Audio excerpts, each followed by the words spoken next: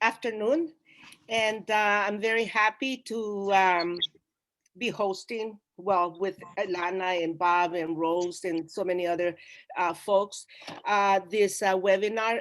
We, just to give you a little bit of background on who we are, um, it's we started talking about zooming to the, well, going to the border in 2019. And of course, as the plans were getting underway, coronavirus happened in 2020 and we weren't able to go.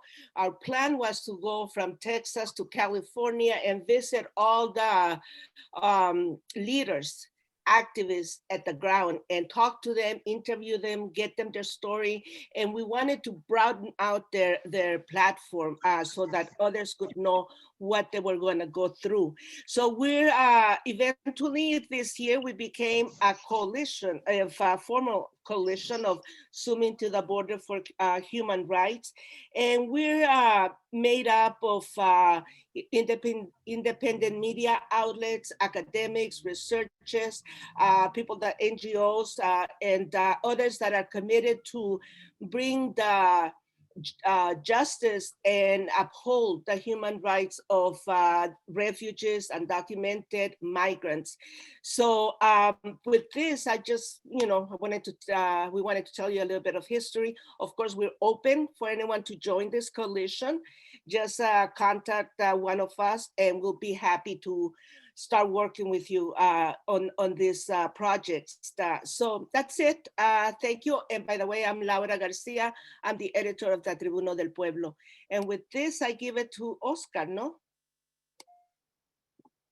No, to Elana first. Oh, Elana. Sorry. Hi, everybody. My name is Ilana Zilberg, and I am with the communication department at the University of San Diego, University of California, San Diego, excuse me. And I am co-organizer with this panel with Pedro Rios, Carolyn Rose Avila, Magdaleno Avila, and Nancy Medrano. As you know, because you've already seen this, I'll just introduce the panel very briefly. The panel entitled Central American Refugees, Critical Reflections 1 year into the Biden administration's Do Not Come policy, marks the 1 year anniversary, as I said, of Vice President Kamala Harris's fact-finding trip to Mexico and Guatemala. And upon her return, the Vice President told Central Americans in no uncertain terms, do not come. We as a coalition found this response, not only lacking, but it rang hollow against the Biden administration's condemnation of the Trump's border and immigration policy. So we thought we would bring together a panel of people who've long been involved in Central American advocacy issues and are very cognizant of the history of the United States involvement in Central America, as well as people who have experienced the conditions that have led to their flight from their home countries, their forced flight from their home countries to seek sanctuary in a country that has not been that welcoming to them. And so we've invited several advocates, activists, and refugees from El Salvador and Honduras. Unfortunately, we don't have a representative from Guatemala. Our panelists are very well versed in the region. And we would like them to consider what the response of the Biden administration has been, should have been, and must be, given the real conditions behind Central American migration and the failure of our asylum system. And with that, I'd like you to introduce you to our moderator and to thank Oscar Chacon for agreeing to moderate this panel. Oscar is co-founder and executive director of Alianza Americas, and he has served in numerous leadership positions for human rights organizations and immigrant rights organizations, and serves on multiple advisory committees, national and international, processes. So with that, Oscar, I'd like to hand it over to you and thank you all very much for being here. Thank you very much, Elana. Let me just say that it's a pleasure for me to have been asked by my dear friend, colleague, Pedro Rios, to moderate this panel. For those of you who may not know me, I'm Salvadorian as well. I was born and raised there, and I have had nearly 40 plus years of experience trying to advance justice causes across border.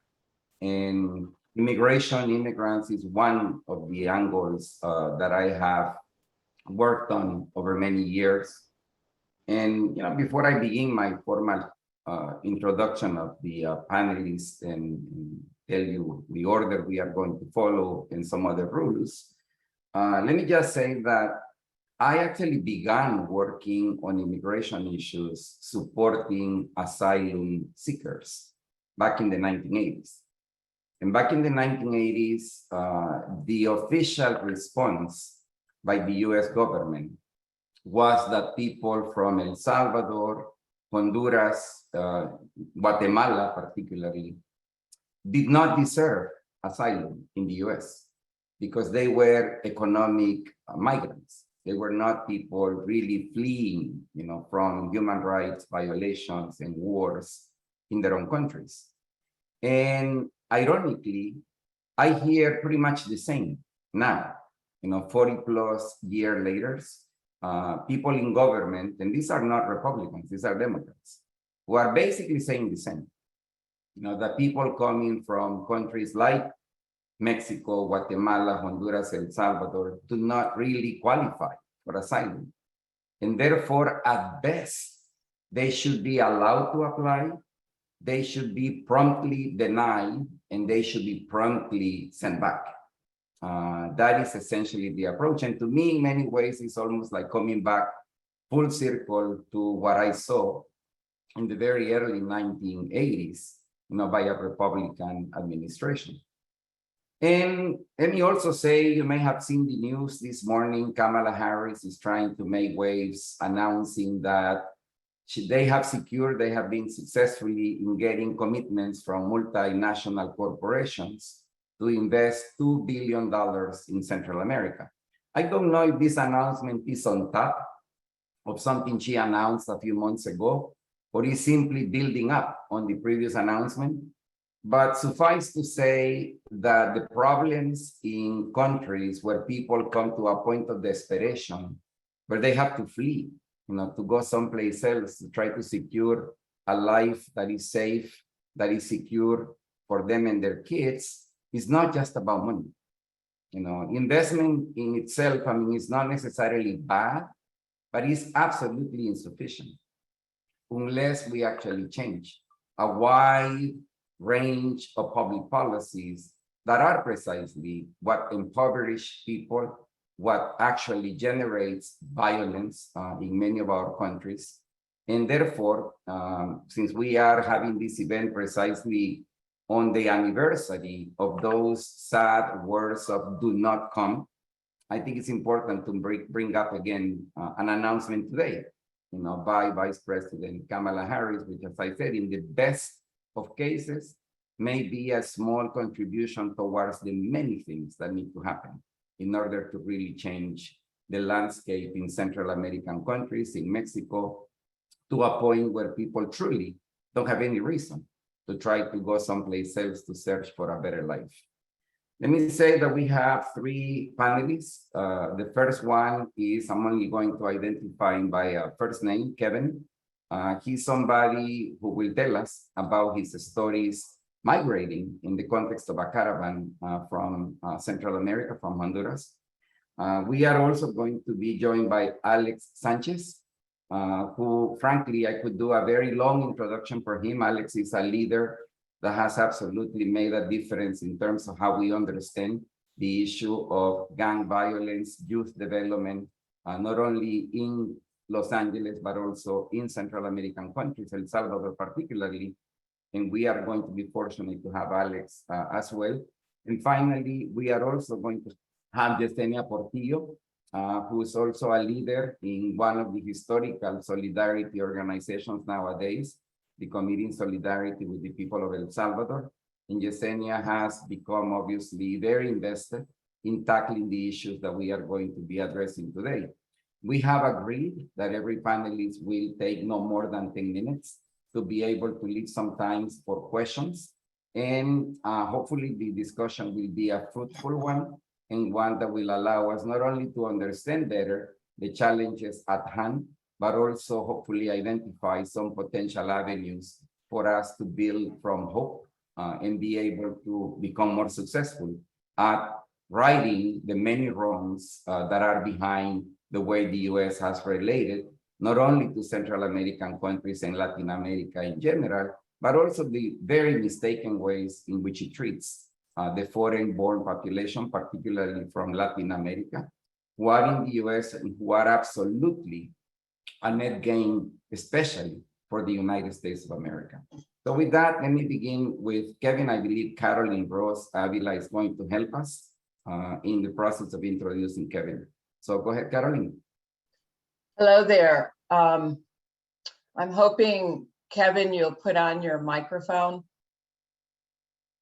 Kevin is someone that, with the work I started doing on the border in Tijuana and assisting a group called Okay, I'm going to be asking you questions, and then you can respond in Spanish. Let me do a quick introduction. I was doing some work in Tijuana with Al Otro Lado, and I got to meet this young man who left Honduras and with caravans, multiple. And without more ado, I would just say that he not only was interested in his own fleeing of the violence in Honduras, but he was very helpful to many, many others that were fleeing. He was very helpful to get other people into safety and mothers with children, for example.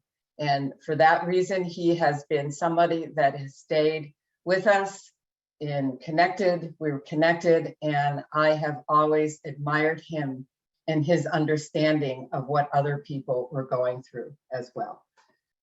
Kevin, I'm going to begin by asking you a few questions. Can you hear me, Kevin? I don't see him right now. Kevin?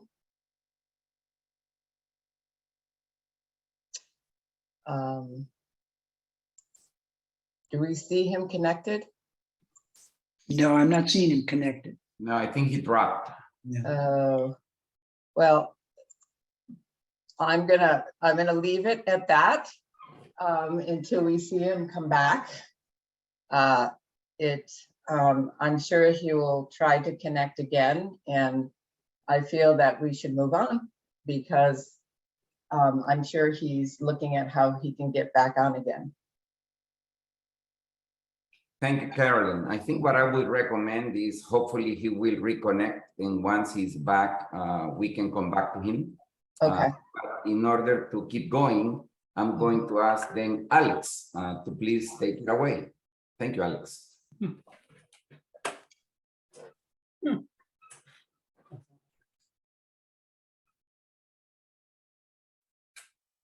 Alex, can you actually go since Kevin is not here? Okay, I was talking to myself already.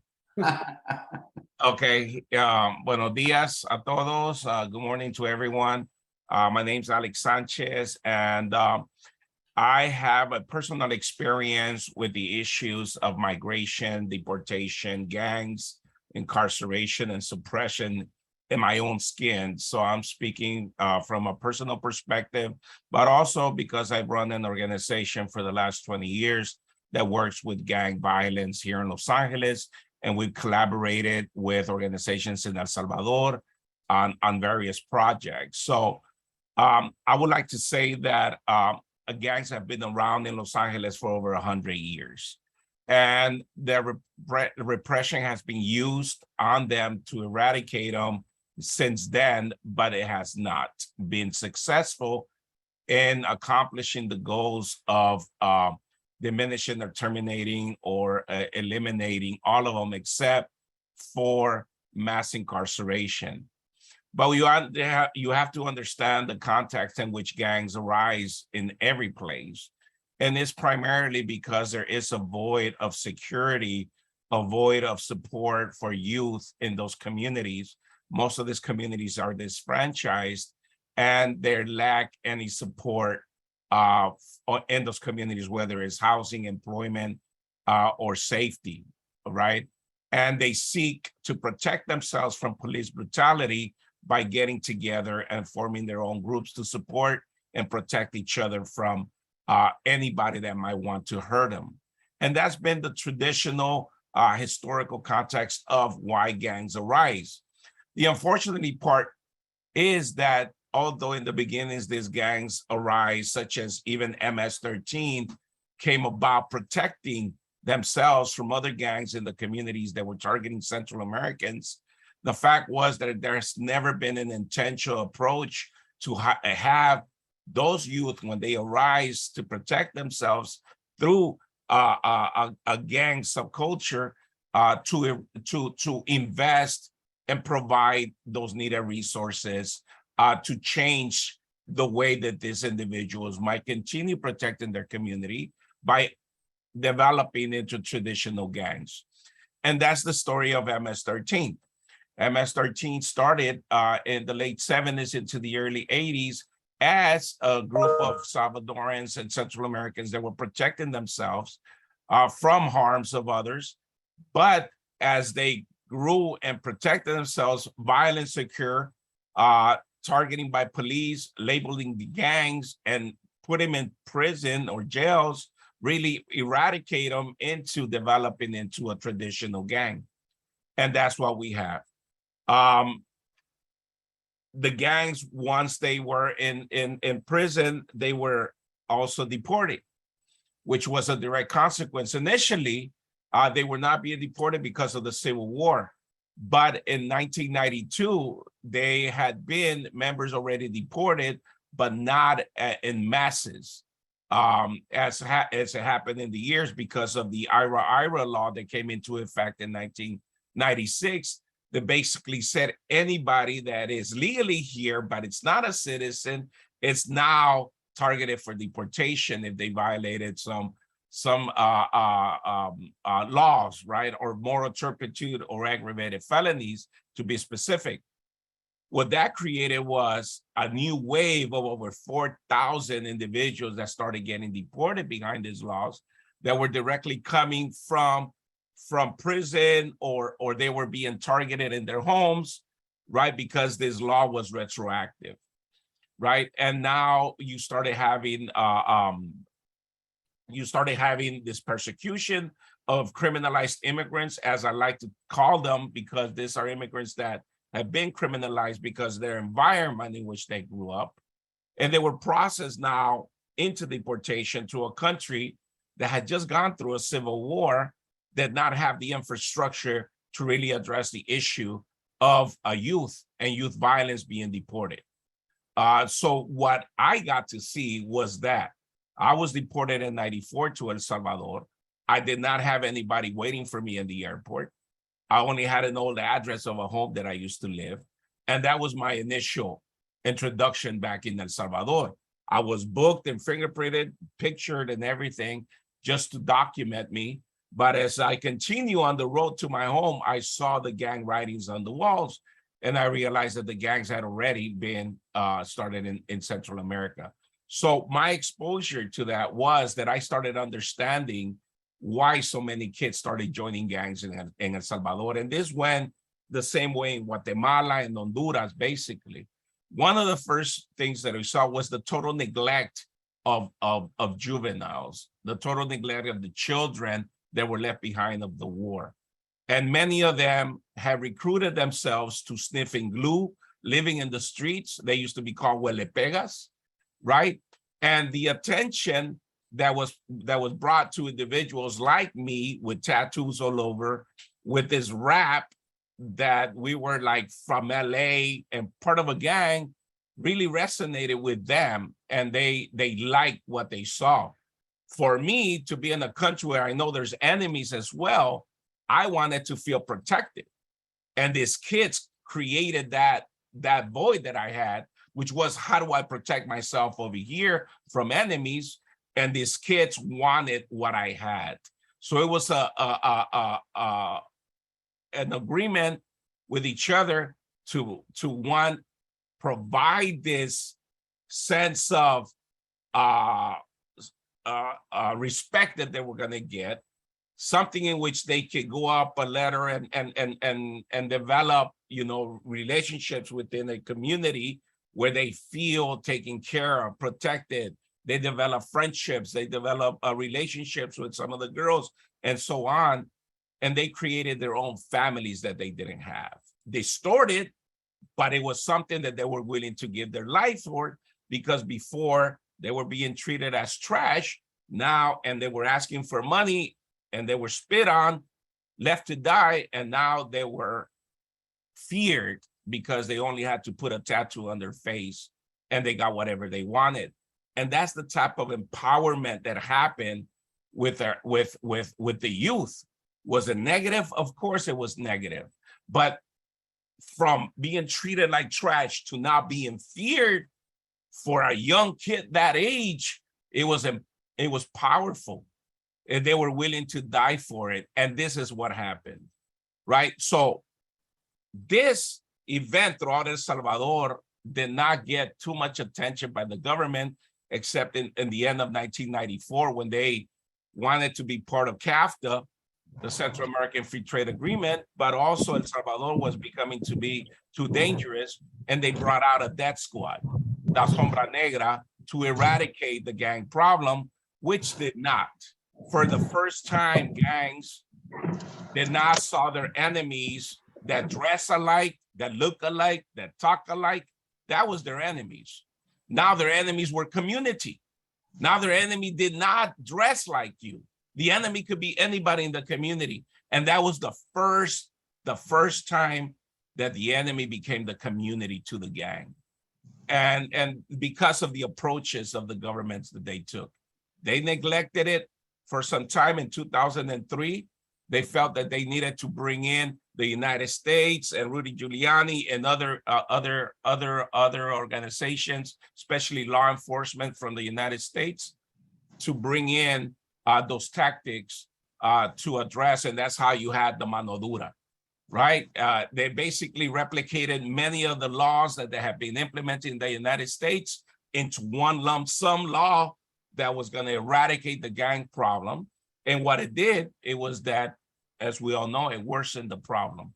Now, what we have now is we have a president that took advantage while he was a mayor as well, of these truces that were created and collaborated with gangs. And now he didn't want to anymore. And now you have this problem in which, how are you going to eradicate a gang now that all political parties use them to do their bids and empower them in some ways where they have a political voice through violence, right? And this is at fault by the governments over there in El Salvador, but as well as the gang themselves that led on to collaborating with government. So now you have a situation where the president has gone to the extreme with this decrees that he's mentioned. There's decrees that now, you're getting 20 years just because you're a gang member. You have people over here frightened. I'm getting calls every day about folks that are trying to fight political asylum because they're going to be incarcerated, persecuted, or killed as soon as they get there because they're getting arrested from the airport if they're labeled gang members. So we have the continued cycle of displacement that I call, right? Because those immigrant youth that came as children in the 80s have gone through a process of incarceration, and now they're being sent back, and they're trying to flee now into places that nobody wants them. So they're in a tough situation where there's many of them my age that do not want to be part of the gang structures anymore. They want to see a way out. And that's what we do here in Los Angeles. We provide alternatives for them. But those alternatives have not been created in El Salvador, where there's been a way out of really addressing the issue through proper reentry services or intervention or prevention services, which is also something that Los Angeles has really developed here to try to address the problem. But at the same time, we're addressing a problem. We're not solving a problem. We're stabilizing a problem because the root causes are never dealt with, right? And the root causes is poverty, housing, lack of employment, and neglected communities. And that's what El Salvador is. Where the gangs exist, there's lack of resources. There's lack of security. Law enforcement that's not even there. So, and that's the same with Honduras and Guatemala, because once there's no rule of law, then you have somebody who will fill that void. And that's what's happening in Central America. So I'll leave it at that, you know, and for now, because I think I might have gone over my 10 minutes. Just a little bit. Just a little bit, Alex. But I mean, we could spend a whole day trying to understand what you are trying to summarize. So I appreciate the fact that you provided such a good context. And I could not agree more with everything you said. Let me move immediately. I believe Kevin is back, Caroline, if I'm not mistaken. Yes. So we go back to Yeah. Kevin, and then we end, with Yesenia. So go ahead, Kevin. Okay. Kevin is on. Kevin is back. And you heard my little introduction. He was not only seeking his own asylum, he was helping others to seek asylum. Kevin, I would like to ask you about your experience. What was that experience like leaving Honduras? And what drove you to leave Honduras?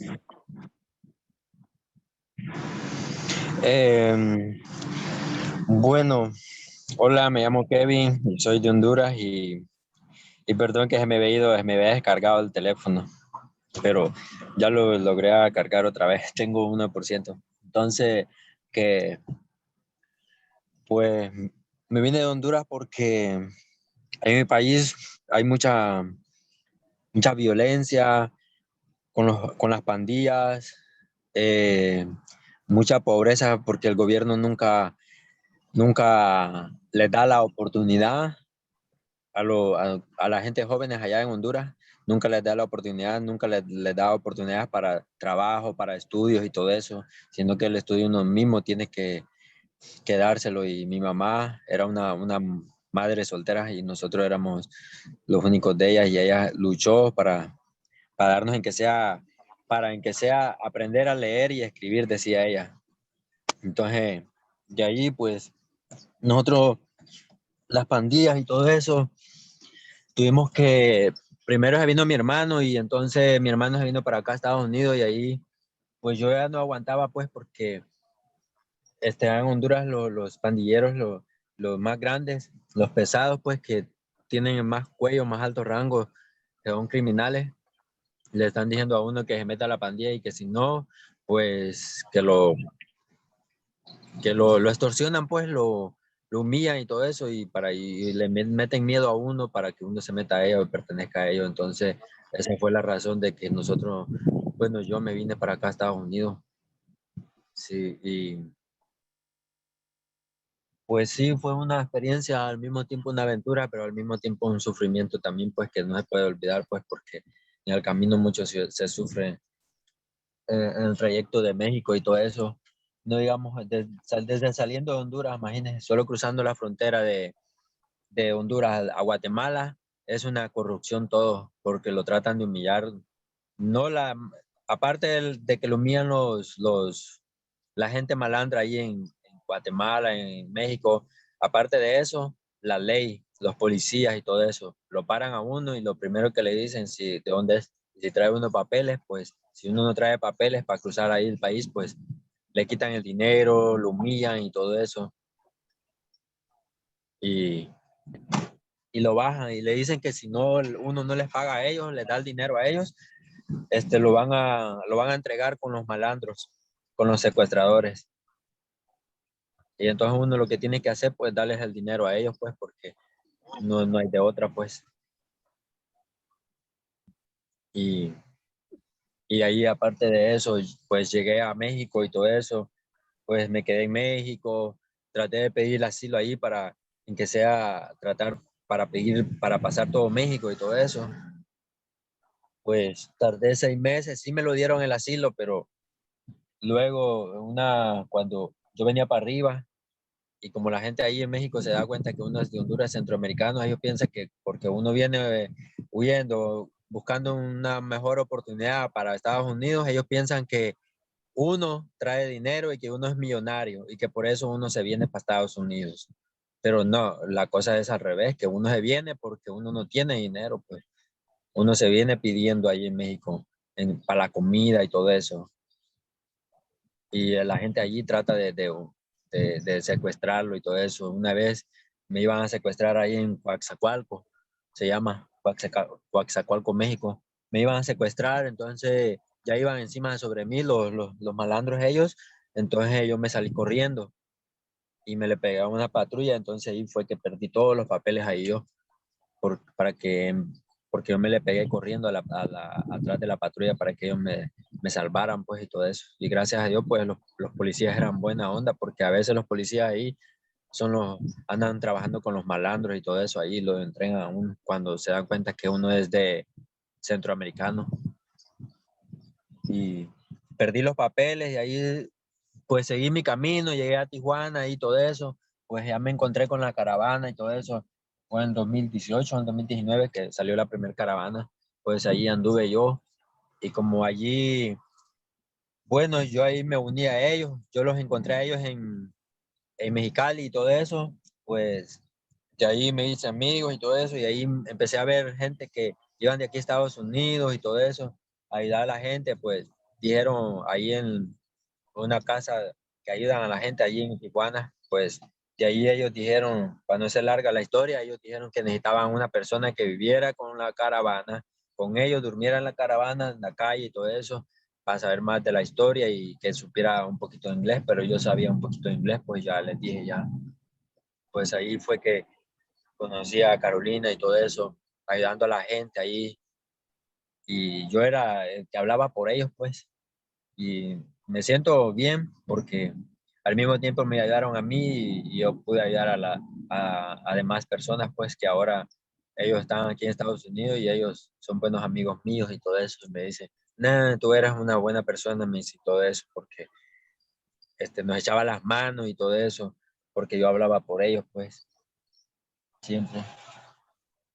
Y pues sí, al mismo tiempo, un sufrimiento, es una travesía que pues a nadie se la deseo, pues, porque yo no quise sufrir todo lo que sufrí ahí en el camino, sino que quise llegar de otra forma, pero así fue mi llegada a Estados Unidos y pues sí, no sé qué más quieran. And Kevin, Ajá, can you hear me? sí, Did you return to take the second caravan with folks? That's what I understood. sí, estuve allí y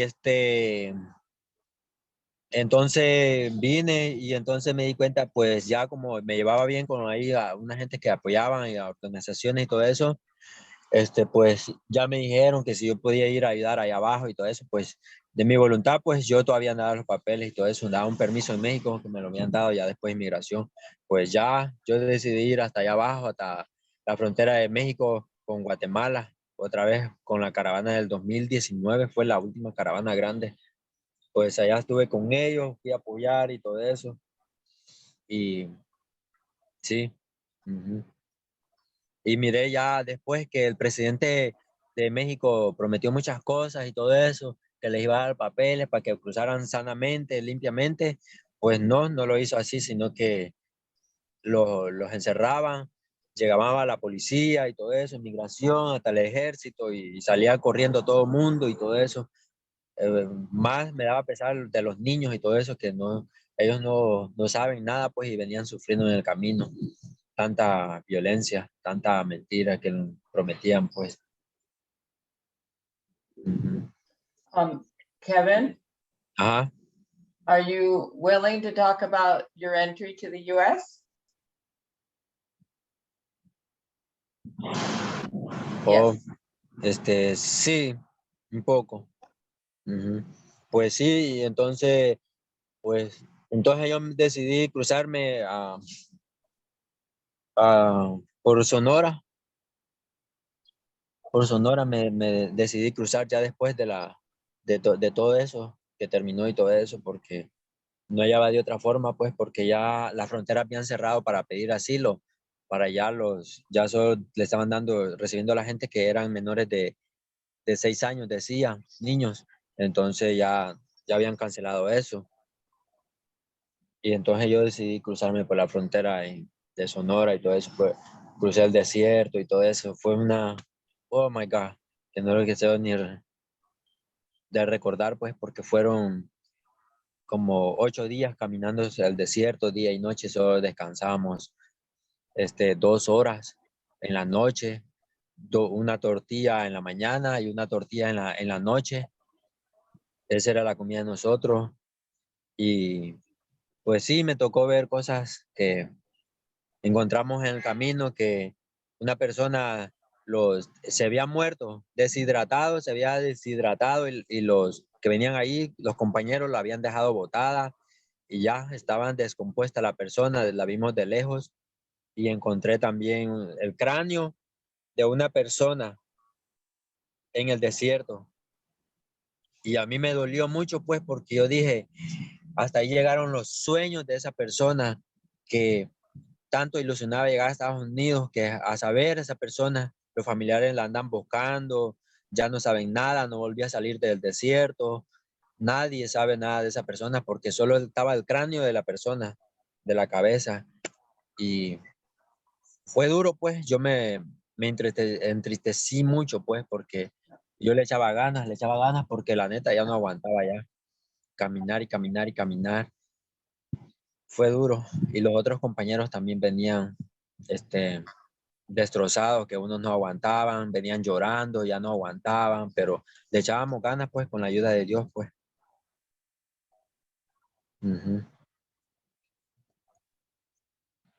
Kevin, I really appreciate you being able to be open with this group.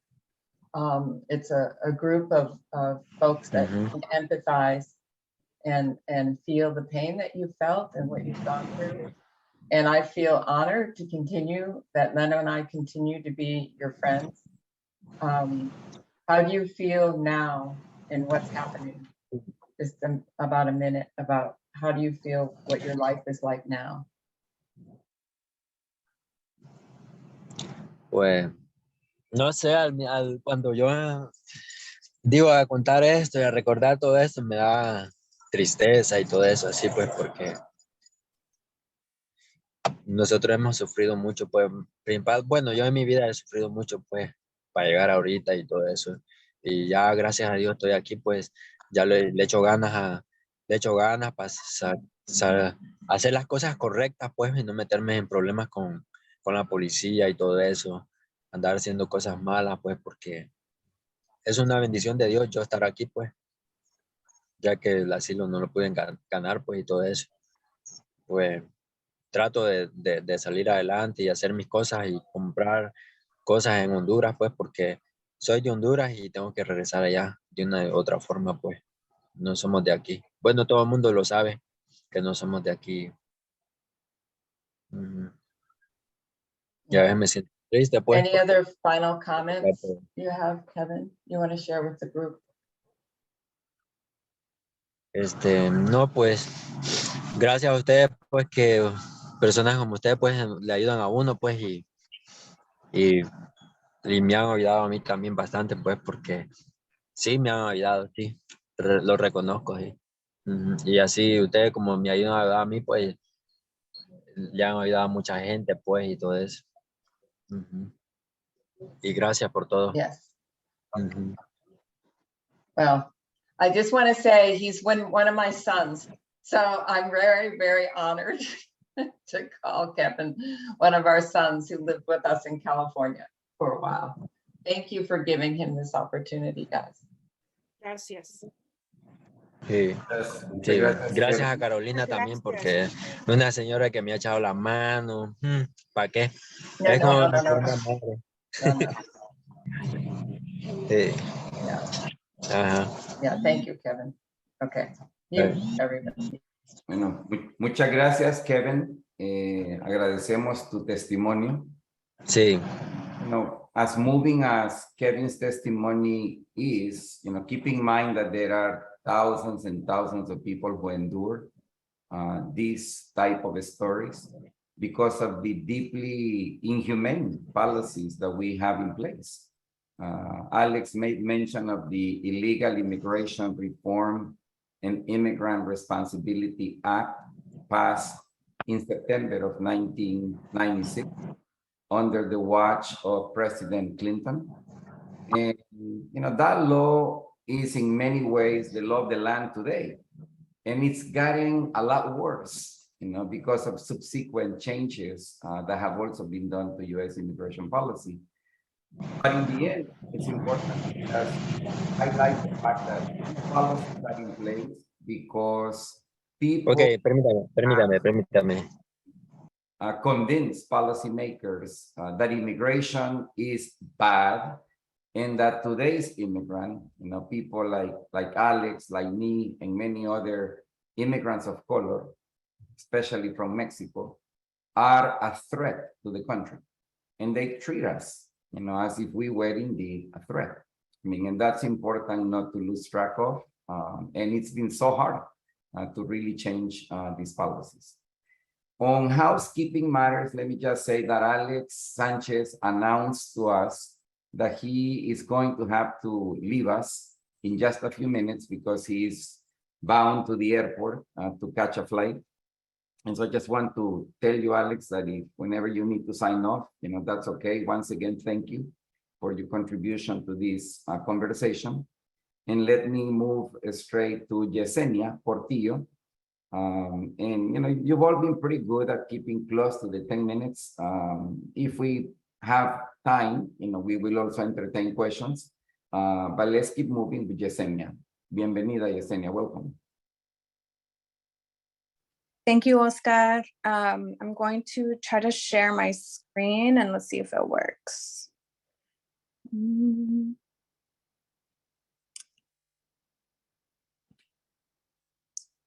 Okay, so I think folks can see the slides. Is that correct? Yes. Okay, awesome. Well, thank you so much, everyone, for having me. My name is Yesenia Portillo, and I'm the program director at CISPES, the Committee in Solidarity with the People of El Salvador. I'm also Salvadoran, and my family fled the US-financed civil war in 1982, and I was born and raised in Southern California. And from all that I've learned throughout my time organizing and from my family's stories, it's US foreign policy that was largely responsible for my family's displacement. My mother, fearing that our family, my older sisters particularly, would become the next target of the violence carried out by US financed and trained soldiers, particularly sexual violence that they were witnessing in their neighborhoods at the hands of this military. And you know, my family also made that journey, and in doing this work and hearing testimonies from people like Kevin, it's frustrating because it's the same, you know, my family experienced that kind of, that politics of disappearance and forced disappearance. That is what has been happening across those borderlands for decades upon decades, and it's just gotten worse and worse and worse. So in El Salvador, the US spent hundreds of millions for over a decade supporting a brutal military dictatorship in El Salvador to keep people in control of the government there that aligned with the economic interests of US corporations and businesses. And CISPES was founded during that time with the mission to end US financing of the Salvadoran military. And while the US is no longer financing the bombing of El Salvador, the reasons why Salvadorans continue to migrate to the US in large numbers are much too similar to the reasons why they were fleeing in the 1980s. So today, the Biden and Vice President, President Biden and Vice President Harris are promoting a plan for addressing migration from Guatemala, Honduras, and El Salvador. And it's presented as new and innovative, talking about addressing the root causes, which they identify as corruption, violence, trafficking, and poverty, but don't really look at the ways in which it is US foreign policy that has really fueled these things themselves. So again, it's presented as innovative, talks about equity and increasing representation of women, indigenous, and marginalized communities, but the plan actually centers, as always, around promoting US and transnational corporate investment and financing of projects through international financial institutions like the Inter-American Development Bank as the supposed solution to poverty. And some of the language that's used, you can see here, they also use language such as addressing structural impediments to investment, supporting business incubation and acceleration to strengthen value chains by helping businesses produce higher goods in the agricultural and emerging sectors, and leveling the playing field for international businesses. And I mean, I think that idea of leveling the playing field for international businesses is really important to think about in terms of the violence that we're seeing against communities that are trying to organize to defend their environment, their rivers, against the impacts of these international businesses. And as Oscar mentioned earlier, there has been some language from what Vice President Harris put out today, actually, says that the Partnership for Central America, so one element of the plan is the setting up of this NGO, which is the Partnership for Central America, which is described as a coalition of private sector organizations driving practical solutions in the region.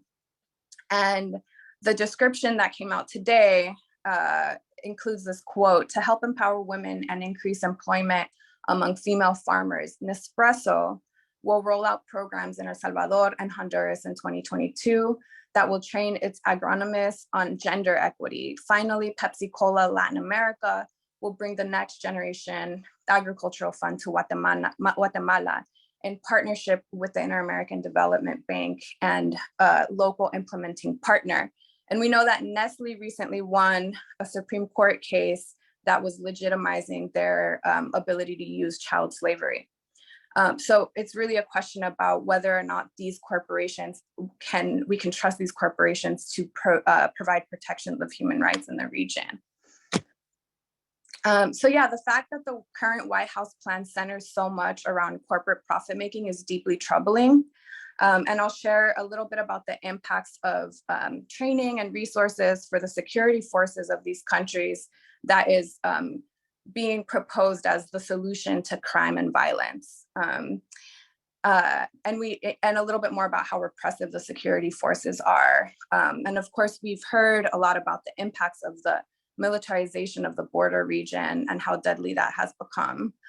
But yeah, I want to share a little bit about a recent delegation to Central America that CISPES, Witness for Peace, School of the Americas Watch, and the Network in Solidarity with Guatemala, along with many other solidarity groups, coordinated this past March. Upon the invitation of popular social movement groups who are on the front lines of water, land defense, labor struggles in Guatemala, Honduras, and El Salvador, our groups coordinated this trip for progressive congressional representatives to learn about the impacts of US foreign policy.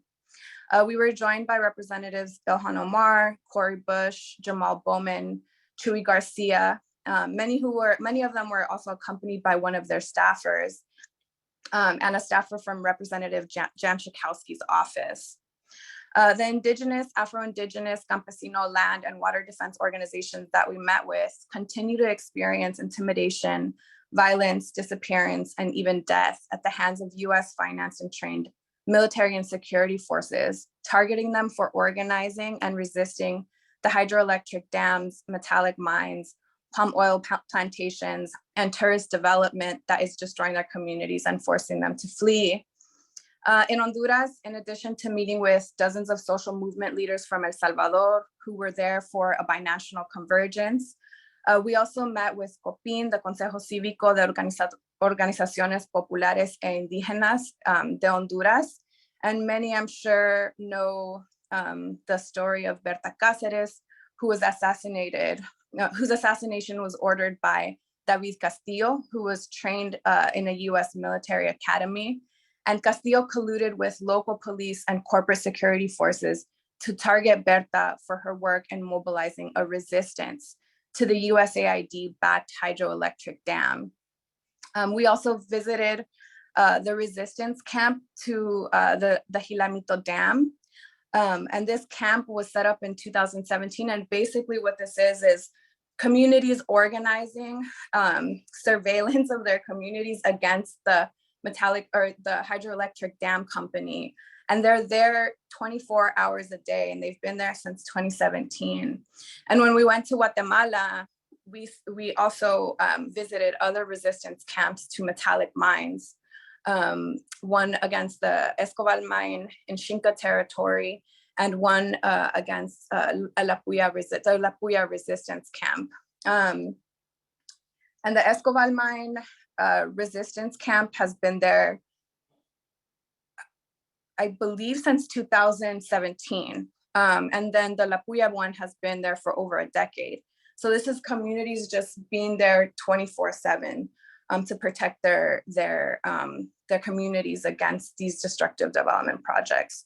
And in La Puya, the US-based mining corporation is suing the Guatemalan government for $400,000 under the Central American Free Trade Agreement in a World Bank International Tribunal, basically claiming that the government police forces did not do enough to repress the community organizing against the mine, despite the near deadly violence the community has faced at the hands of police for over a decade at this point.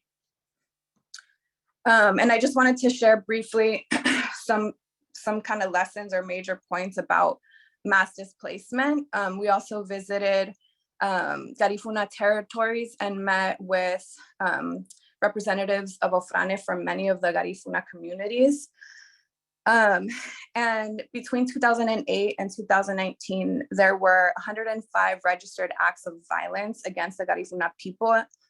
And in the last 11 years, investigations have shown that there have been 685 cases of violence against, in Honduras, many of them against Garifuna.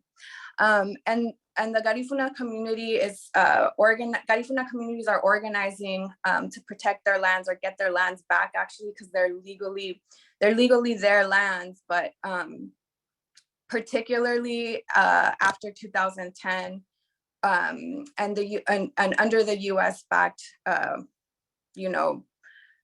coup that happened, there have been there's been all this violence that they're facing because their land isn't being returned to them.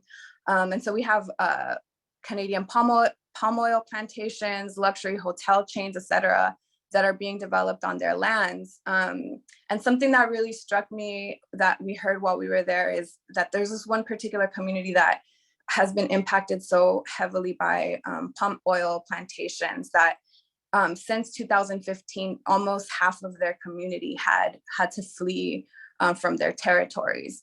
And so it just really made me think about the way in which the US really co-signed the coup in Honduras. And a big part of the reasons for that is so that the people that remained in power could push forth this kind of destructive development.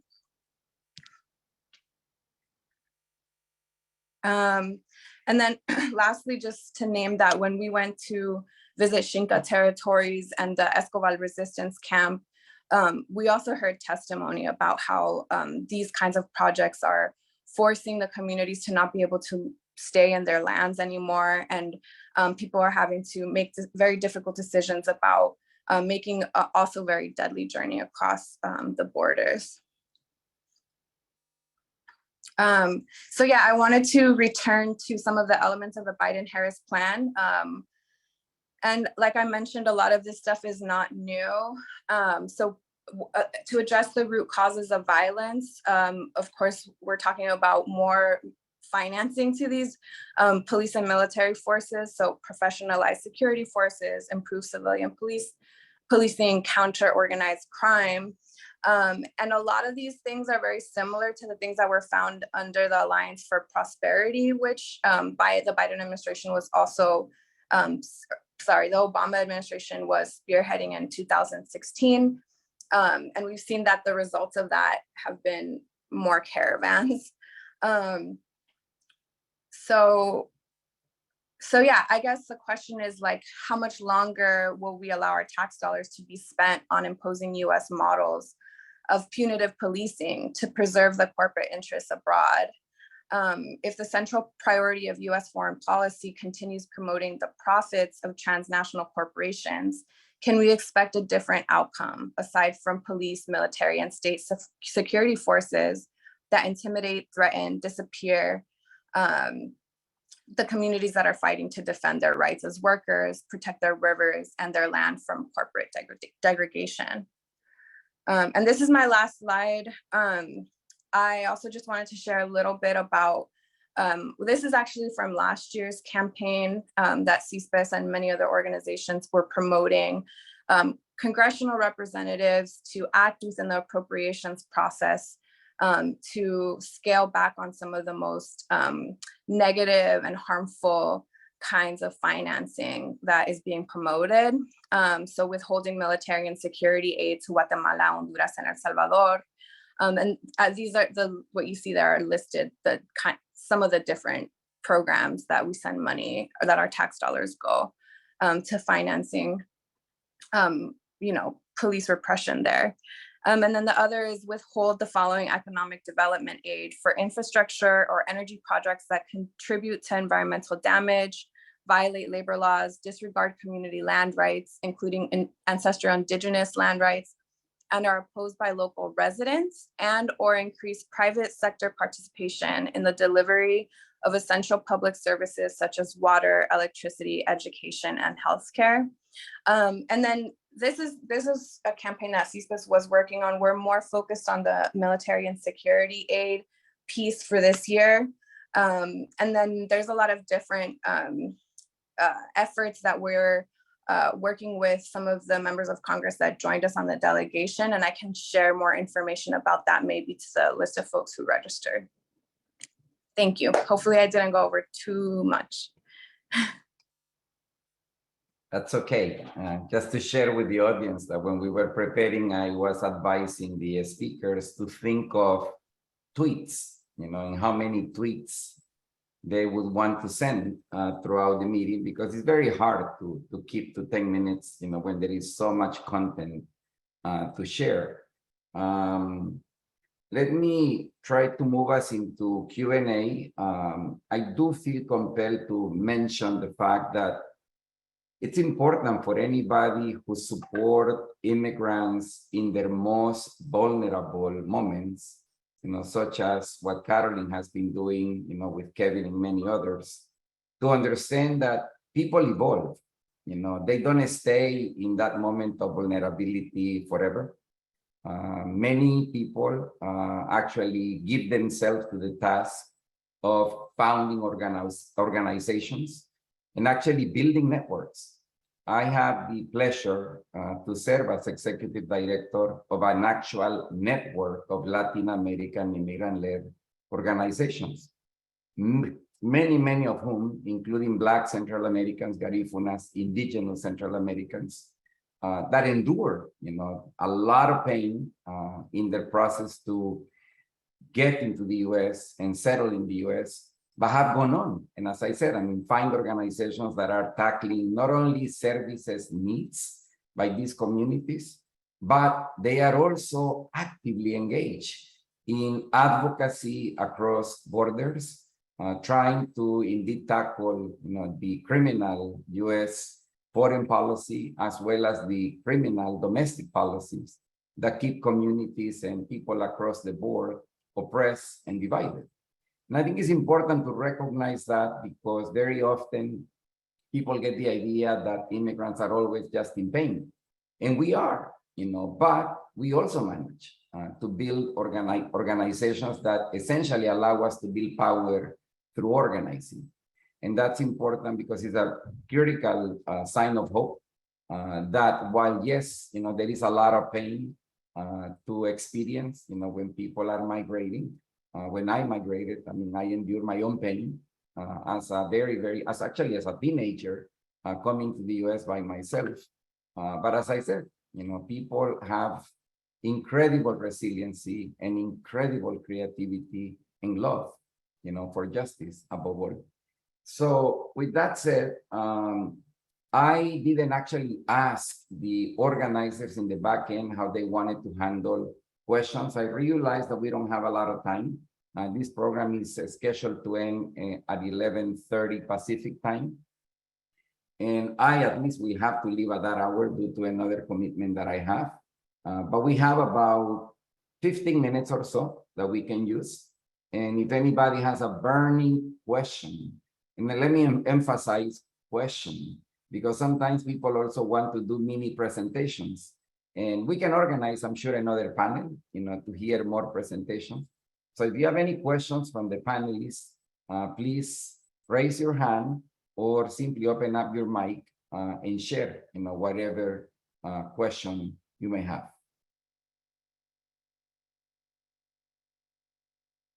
I see Mario, I believe, raised his hand. Thank you. My question, I'm sorry, can you hear me? Yes. Oh, thank you. My question is, after all of the talk we have done so many times about foreign policy and appealing to members of Congress, etc., why do we keep supporting the Democratic Party, for example, or the Republican Party? Both parties support militarization, economic policies that impoverish other countries to create wealth for corporate America and international corporations as well. But when are we going to be creating our own alternative political force, since I think the people who are suffering from this political and economic system, we are the vast majority of the population, but somehow we allow ourselves to continue to be controlled by the minority. So my question is, why do we keep voting for, as Gabino Palomares said, el yugo a nuestro cuello? Gracias. Thank you. Great question. I don't know if anybody else has a question. There is a way of raising your hand electronically.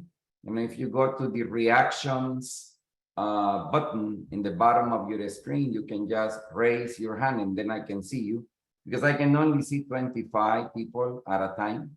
And so if you raise your hand physically, I cannot really see you. Is there anybody else who would like to ask a question?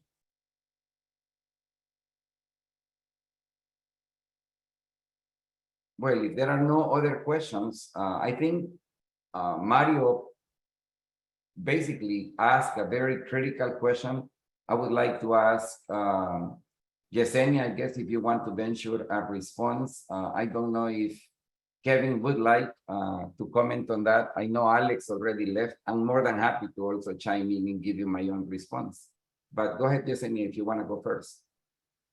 Yeah, I don't endorse any political candidate, especially not as CSPES. And I appreciate the reflection, and I think really points to, what we're talking about, that even a Democratic administration and the executive is only pushing these harmful, detrimental policies further and further along. It's just a continuation, really. So I don't know if perhaps the question has potentially a little bit to do with the fact that we went with congressional representatives to Guatemala and Honduras and to talk with folks from El Salvador. And I guess I just want to acknowledge that, you know, there's a very limited amount of power that these folks have. I know that Representative Ilhan Omar went in 2017 to Honduras, and she visited the Jilamito Dam at that time as well. And basically, even though there's this, you know, years-long organized resistance to this project, and people are being killed by, you know, forces aligned with the corporations, the Inter-American Development Bank is still financing the Jilamito Dam, and the U.S. Development Finance Corporation, which is a U.S. State Department entity, was also providing financing to the dam. And I think the idea around it was like, nobody knows anything about the fact that the communities around this area are like putting their lives on the line to oppose it, you know? But little did they know that there was a congressional representative who had visited the resistance camp and knew about it and raised a fuss about it, mobilized folks in Congress to get the Development Finance Corporation loan withheld. So even though, you know, the kinds of things that we need are larger systemic changes and obviously a shift within the priorities of the US government that are so deeply invested in promoting the private sector, first and foremost, I think there are things that are important that representatives like Representative Omar can do. And the Inter-American Development Bank loan is still, hasn't been canceled. So that's kind of a very important next step and follow-up from the visit. And also, you know, when we were at the Xinca Parliament, at the Xinca territories, at the resistance camp in Casillas, you know, for me, it was really impactful because in El Salvador, we don't have that. There's not like these resistance camps where people are camped out for years on end for 24 hours to resist environmental, you know, projects that are damaging to the environment, the way that there are multiple in Honduras and Guatemala.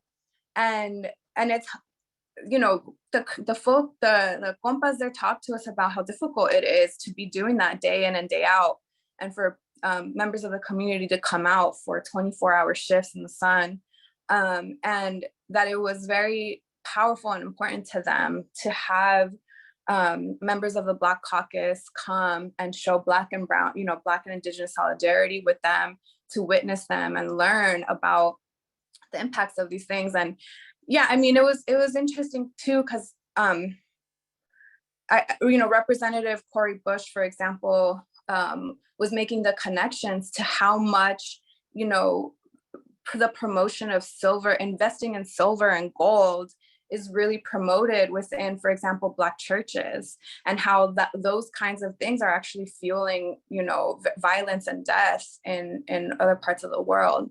So I think it was a really eye-opening experience, even for me, that has a good handle on a lot of this stuff. So can only imagine how it is for folks going to these countries to learn about some of these things for the first time. Thank you.